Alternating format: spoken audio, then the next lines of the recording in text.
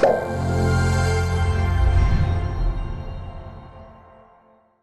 morning, everyone. Next up, we have Peter Hall. Peter is a Senior Software Engineering Manager at Expedia Group. He's been a software engineer for 20 years, and in that time has written software to allow people with vision impairments to vote secretly, ensured a steady supply of croissants, and used lasers to send people to places with chainsaws, among many projects. His professional experience is mostly with Java, and he prefers Python for personal projects. Please welcome Peter.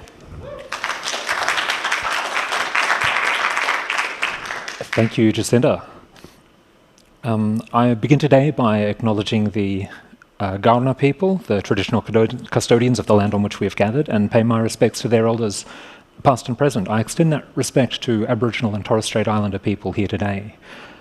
This artwork was commissioned by Expedia Group as part of our Reconciliation Action Plan, and it was made by Charmaine Mumbula of Mumbula Creative, who is a Kaurna and Narungga woman. And so I'm sort of glad to be presenting art made by a Kaurna woman on Kaurna land. I have two questions for everybody, and my first question is, do you work in a team? And I can see a few hands. Everybody works in a team. It's very common. Any group that is working together on the same goal or towards the same goal is a team. They don't have to be doing the same task. You could have, a developer, a designer, and a tester might be a team because they're all working on the same piece of software. My second question for you, does someone care about your output? If you work in a team professionally, your boss probably cares about your output. But if you're, a team that's a sports team, maybe it's just the members of the team that really care about winning, but it would be okay if you didn't win your cricket competition. Some teams, their output's not what's important. Social groups like book clubs, sure, there's a book to you read, but nobody minds if you don't read the book, right? They don't need to worry about this talk. So if you do work in a team and somebody cares about your output, then this talk is for you. So the problem with teams is that things can go wrong when you work in a team. There's a lot of questions that you need to be able to answer, like, do you know what to do? And when I say you, I mean both you individually and you collectively as a team. Like, do you know what to do yourself? And does your whole team know what to do and think that's the same thing? Because maybe some of your team have a different idea to other members of your team. Maybe some of your team are saying, yeah, we're doing this because it makes us a lot of money. And the other members of your team are saying, yeah, we're doing this because it helps people go places or transition us to renewable energy, or any of the other wonderful talks that we've heard this PyCon. Like, there's been a lot of things that teams are doing. Do you know why you're doing it? Do you have good tools? Do you know how to use them?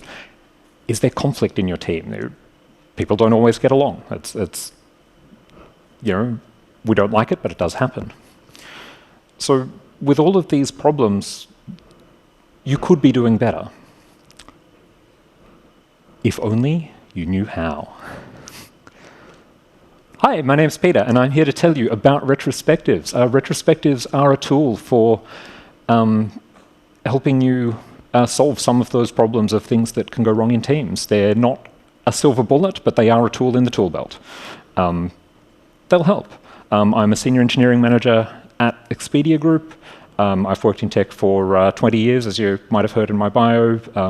For the last few years, I've been a manager, so I'm sort of responsible for keeping a team pointed in the right direction and making sure everyone's getting along, and that's what I do. So what is a retrospective? So a retrospective, I've put it here as a team meeting to discuss how the team operates and how the team could improve. I use retro and retrospective interchangeably. They mean the same thing. Retro is just short for retrospective. I'm Australian, it's what we do. So I'm just going to, today I'll run us through how I run a retro, some digital tools to help run retros. I'll do a quick recap at the end and hopefully have time for some questions. So how I run a retro. It's a fun place to be. And I'm talking about how I run a retro It's not the only way to run a retro. There's many competing ideas about how to run a retro. Some people like very frequent, very short retros. Some people like to let them go, wait a long time, and then do a really big one. Personally, I find a 90-minute retro is a good length of time, and for that length of time, probably every 6 weeks. You don't want to do a 90-minute meeting every week for a retro, even every 2 weeks for that long. But there's a few steps you can follow if you would like to run a retro the same way I run a retro. The first thing you do is prepare.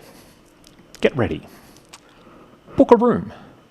Invite your team. Gather supplies. The main supplies you would need would be sticky notes, pens to write on them. Putting sticky notes on a wall happens a lot in a retro. I mentioned 90 minutes as being a good length of time to book a room for.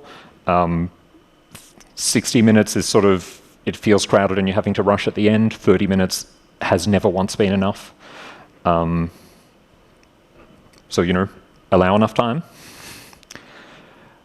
Once you've done that, you can gather. Bring your people to the room.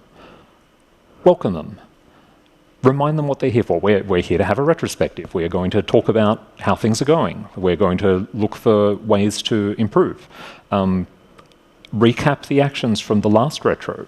Say, hey, we've done this before. Last time we decided to do some things. Here's how that worked out. That last step, recap actions from the last retro, I didn't used to do that. And then one time in a retro, people said, here's an action we'd like.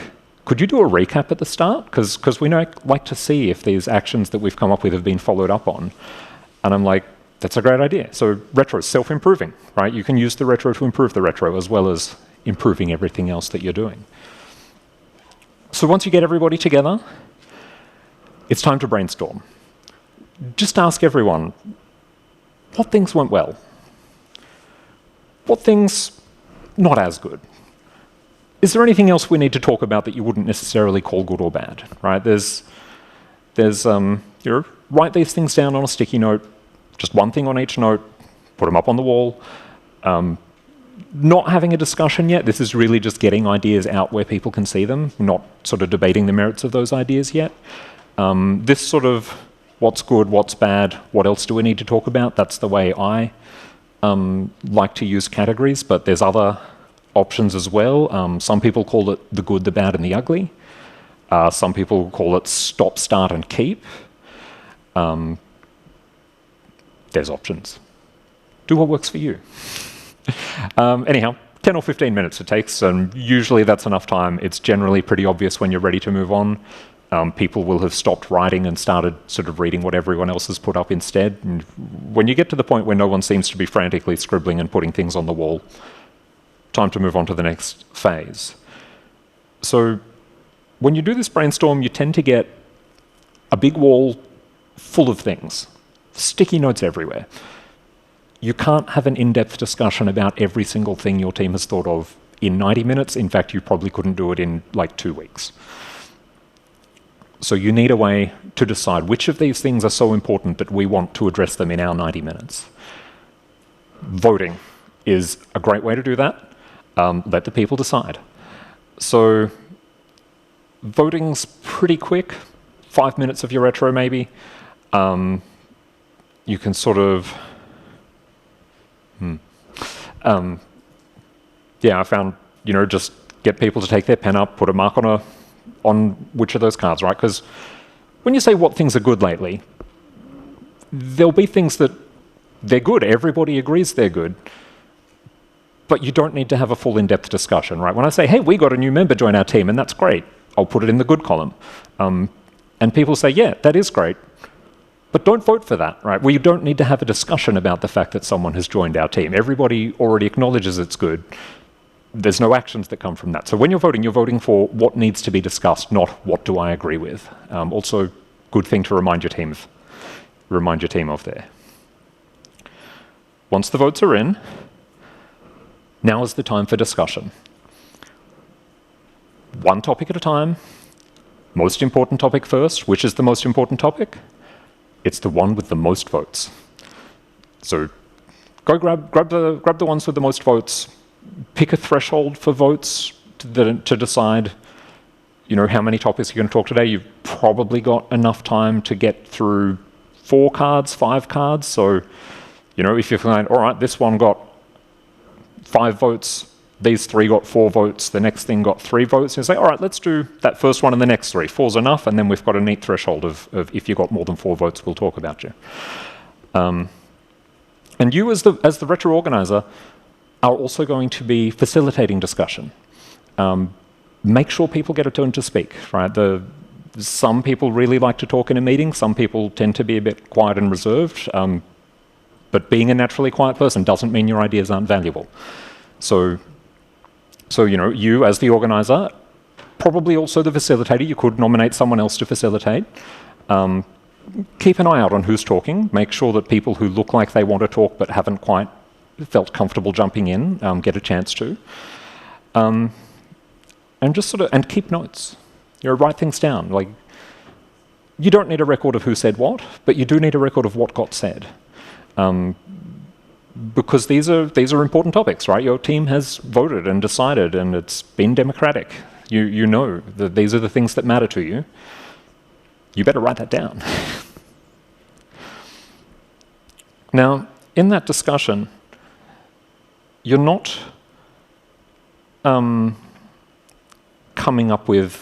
you're not deciding on a solution yet, right? At the moment, people will propose solutions to things and you can write them down. You're not agreeing that, yes, that's definitely what we're going to do yet. You're just sort of making sure people have explained what the problem is. Everybody shares the same idea about the problem. Are there different views? Just some people say, oh, actually, I've never noticed that, while other people are saying, oh, that's a huge problem, I see that all the time. The discussion draws that out and gives you a good sense for which are the things that really matter. Who is this important to? Is my idea of what the problem is from the words on the sticky note actually match what comes out when I give people longer to explain and they can speak a few sentences? And after that discussion, 1 card at a time, work your way through all of them. Then it's time to decide what to do. Right? We don't decide during the discussion, because sometimes we find, hey, when we were talking about this card, it's kind of relevant to this earlier card as well. And if we just decided what to do about that card when we were talking about it, we'd have missed things that we sort of got to 2 cards later. So this is why decide is a separate step to discuss. So have your decision. Say, okay, we talked about this thing that's wrong. Here's some of the ideas we proposed. What are we going to do? Who's going to be responsible? Are there things we need to not do, keep doing, do differently? And at this point, your cards sort of blur together a bit, because often there'll be 2 cards that are related to each other, and so you don't necessarily get 1 action to address each card. You might find there's 1 action that addresses 2 cards, or you might decide that actually after we had that discussion, there's nothing we need to do. It's not as big a problem we thought, or we think that problem will go away by itself without us having to do anything. So don't try to be all right, this card, what do we do? This card, what do we do? Just say, all right, now that we've had all these discussions, what things do we need to do? Going back through the cards can help to sort of prompt people to make sure things don't get forgotten, but it's not going to be 1 card, 1 action. So this is probably the bulk of your retrospective meeting. This is about 30 minutes. This is why you can't do a 30-minute retrospective, is because you need 30 minutes just to decide what you're going to do after you've had the discussion about what things need addressing. When you finish deciding, conclude, wrap it up.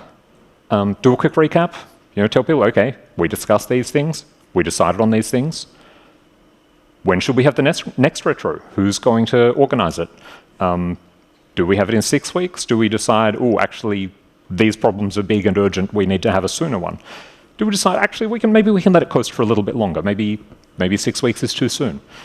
Depends on your team, depends on your environment, what you're doing. Thank you to everyone. Thank everyone for coming to your retro. It's good to have people there. It's good to have people contributing to the discussion. Make sure they know that you're glad that they turned up. And afterwards, send out the minutes. You've taken a lot of notes. There's been a lot of discussion, a lot of writing. Send that out afterwards. Not the full discussion notes. That's not needed by the entire team. But what people do need is, these are the topics we discussed. Right? Here's the things that we thought were so important that we dedicated time to them today. Here's the actions we decided on. And this time it's time to at people. You can say, we decided it's Peter's job to change the way this thing operates. Maybe I have to reconfigure Jira. Maybe I have to have a discussion with my manager. Lots of ideas. That goes in the minutes afterwards. Everybody should know what's being done and who's going to do it. And sometimes the actions are for everyone. You might decide that the whole team needs to do something differently. And often I find in tech teams, it's, okay, everyone, we need to write more documentation. And it never happens and it keeps coming up. If anybody has a solution for getting documentation written, please tell me. Anyhow, that was how I run a retro. So book a room, get together, come up with topics to discuss, vote to decide what gets discussed, discuss, decide on the actions, wrap everything up. Now, I do want to give some credit for this, because the way I run a retrospective was heavily inspired by a conference talk I went to at Yao in 2019. Ino Corey did retrospective anti-patterns. If you would like more tips or a little bit more depth on the things that I've just talked about, Ino's talk is great. Ino's also written a book. I haven't read the book. All right. I'll give you a moment longer to take a photo of the QR code if you like.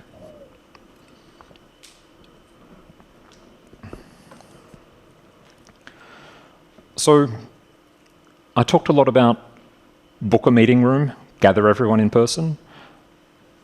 Who has seen their entire team in person in the last month? Like, some people, I'm like maybe a quarter of the room. If I asked that question 4 years ago, it would be most of the room. It's not as common these days, which means digital tools can help you, right? There are ways to run this retrospective over video conferencing software.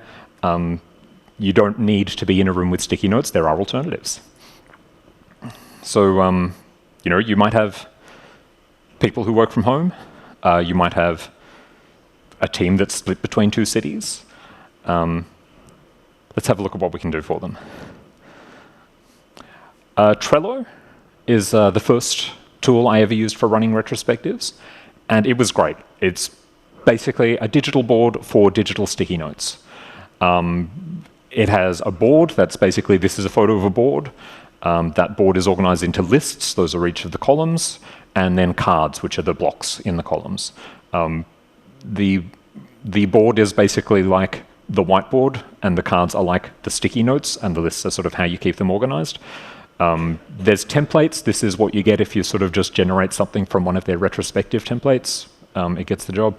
There is a free tier. You don't have to pay for it, depending on exactly how you're using it. It has a lot of other features that you don't need them for running a retrospectives. I'm sure they have their uses. Retrospectives don't need the full suite. So this is what I first used, and it was great. I really liked running retrospectives with Trello, but I work in a very large company, and the licensing of software gets very complicated, and eventually they decided it's too hard for you all to let everyone use Trello. We're taking it away. So I had to move on to a different tool, and now I use Miro. So Miro is what I use these days. It's like a digital whiteboard. So like Trello, you can have sticky notes and put them places and write on them. You can also draw on it like a whiteboard. You can't draw on Trello. You can draw on Miro.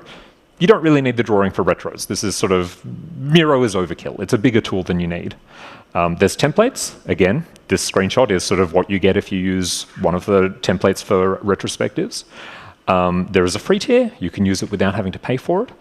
There are a lot of other features, and again, I'm sure they have their uses, not for retrospectives. They're not needed. Retrospectives are simple. So that's another tool you can consider. Finally, I'll talk about Microsoft Whiteboard. So it's another digital whiteboard, very similar idea to Miro. It's a whiteboard, you can put sticky notes on it, you can type notes on the sticky notes, you can draw all over the whiteboard if you like. It has templates. Here's a screenshot showing what it looks like if you use one of their retrospective templates to make a retrospective board. It's not quite as polished as Miro. I tried it once, I didn't like it quite as much, but it gets the job done. And it is included in Microsoft 365. So if you work for an organization that's already got an Office subscription, chances are you already have access to this, and it's a tool you can just pick up and use without having to set up accounts with something else. So those are three of the tools that I've used, Trello, Miro, and Microsoft Whiteboard. But there's also every single other tool, right? You don't need very much to run a retro. I haven't tried every single other tool, but I bet you could find a way to make it work. If you have a document that two people can type into at the same time, you'll get there. You can improvise. Your needs are modest. You could try running things without a tool and just having just video conferencing and saying, all right, someone shout to me and I'll write things down. I wouldn't recommend that. It's a bit chaotic. It doesn't work quite as well. You will need somewhere where people can type to you. If you really wanted to, you could point a camera at a whiteboard. I wouldn't try that either. Too chaotic. So I've talked about sort of what to do if your team works partially from home or maybe from two Australian cities, and so you can't just get everyone into the same room to have a thing. But now, moving on to a topic that's very close to my heart, time zones. What happens when your team is spread all around the world? Like, I'm a manager of a team that has people in every major US time zone, the east coast of Australia, India, and Amsterdam. There is no good time to get everyone together all at once, right? It's always the middle of the night somewhere. So you're going to have to make compromises. In general, you should try and schedule most of your retros so that they work for most of your teammates, right? For me, that means first thing in the morning Melbourne time, because people from Seattle can join, people from Australia can join, people from the rest of the US can join if they're working sort of a little bit beyond standard office hours, which, as long as you don't ask them to do it too often, people are usually willing to do that. And most of your retros do that, right? That's my team. My team is mostly on the west coast of the US and in Australia. But there are people in the rest of the world. There's people in India, people in Amsterdam, people on the east coast of the US. So some of your retros should work for everyone. Like, have the occasional one at a different time. I can stay up late and run one at a time that works for India and Amsterdam, knowing that the people in the US are going to miss out this time. I could stay up really late and run one that works for Amsterdam and New York. It's not as convenient for me, but people will sort of join. So maybe run 2 retros that work for wherever the bulk of your team is, and then every third or so, run one at a different time to make sure everyone else can join in. Or, if it's inconvenient for you, like, I'd have to stay up quite late to run something that's, first thing in the morning in New York, let someone else on your team run a retro. Teach them how. You can get them to watch the great talk you saw at PyCon, and they'll know exactly what to do. So, in case you've been in a hole for this whole talk and not paying attention to what I've been saying, I'm just going to do a very quick recap. So, retrospectives, you should run them. They're good. How I run a retrospective is that I prepare, I gather everyone together, we brainstorm, vote, discuss, decide what to do, and then conclude. There's some digital tools to help you. You could use Trello, Miro, Microsoft Whiteboard. They all get the job done. Any other tool will probably work too, whatever you're already comfortable with for collaborating with your team. And now, there's a little bit of time for Q&A.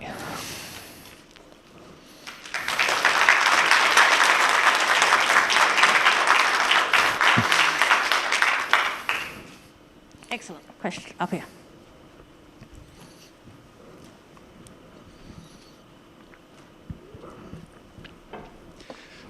Hi, thanks for sharing. My question is about whether or not you have any thoughts or tips on how to best run inter-team retros, because we oftentimes have dependency on each other. And, yeah. Yeah, sure. So I've been involved in some retrospectives that were bigger, that involved, multiple teams getting together. And basically, you can use the exact same process. What I've described here will work for a larger audience. It will scale up to a point, right? If you're getting 200 people in a room, maybe this is going to be not work anymore. But when you've sort of got 2 or 3 teams, so you're maybe up to about 20 people, this will still work pretty well. The thing that changes is what topics do people bring up when the context is how do we operate together as a team? And the voting, like which topics are important to discuss. Like what gets brought up, what gets voted on will be different in a retrospective that is multiple teams coming together compared to when it's just your team, right? When it's just your team, you talk about what your team's working on, but when it's several teams, then people tend to talk about how we operate with each other and the larger organization.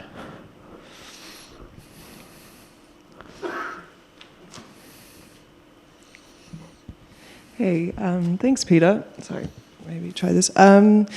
Is there any red flags to look out for? I'm sorry if this question is putting you on the spot, but in the way of the environment or how the retro is being run, is there any red flags that you would suggest to look out for in case a team isn't running a retro properly, per se?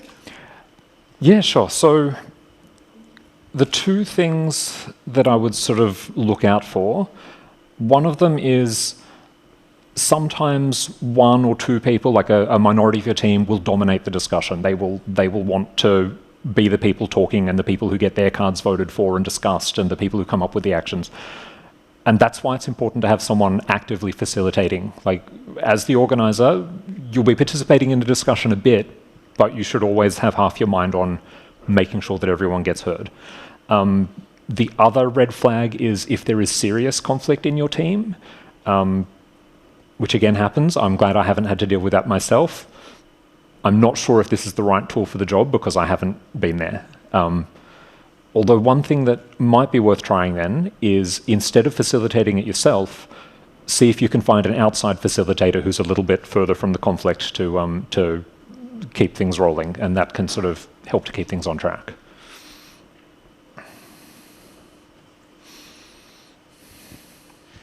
I'm interested in how big is the team that you're running this for, and are there any changes that you would make if you were scaling it down to a team of, say, 2 to 5 people? So the team that I'm running this for now, the full team spread across all the time zones depends exactly how you count it, but in the ballpark of 20 or 30 people. In any one meeting, there'd usually be about 8, 10, maybe 12 if everybody really wants to be there. So that's sort of about the scale I'm operating at. I've run this exact same thing on other teams that have been smaller, like going down to 5. I haven't tried it at 2. I'm not sure if it's the right structure, but it certainly works at 5. Okay, well, that's all we have time for. Please join me in thanking Peter again, and we have a small gift for you. Thank you on behalf of the conference. Thank you. And if anybody wants to continue this discussion, I'm going to pack up and then I'm going to step outside that door. And if you corner me there, I will keep this going. Thank you very much.